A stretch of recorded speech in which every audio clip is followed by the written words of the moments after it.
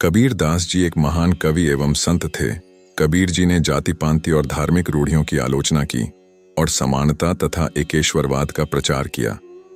इससे राजा सिकंदर लोधी को लगा कि कबीर जी उसके अधिकार और धार्मिक परंपराओं को चुनौती दे रहे हैं। अतः सिकंदर लोधी ने कबीर दास को दंड देने मन बनाया। राजा ने क्रोध में आकर कबीर जी को मृत्यु दंड देने का आदेश दिया।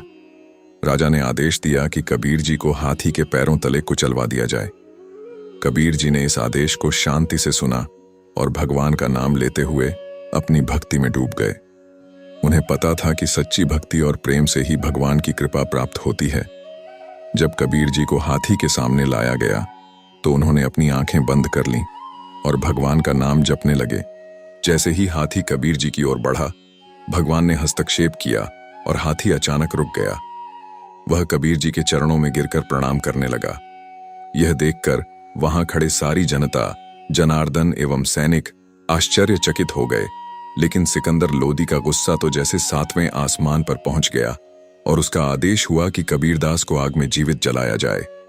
कबीरदास जी को लकड़ियों के ढेर पर बैठा दिया गया और आग लगा दी गई, परंतु चमत्कारिक रूप से अग्नि ने उन्हें कोई क्षति नहीं पहुंचाई।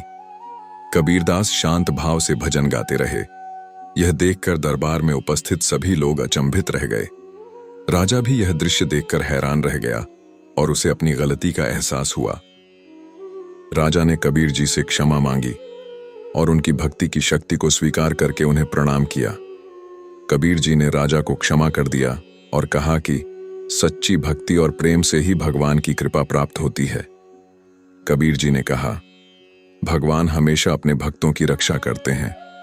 जो लोग सच्चे दिल से भगवान की भक्ति करते हैं, उन्हें कभी भी कठिनाइयों का सामना नहीं करना पड़ता। यह घटना आज भी कबीरदास की महानता और सत्य के मार्ग पर अडिग रहने का उदाहरण मानी जाती है।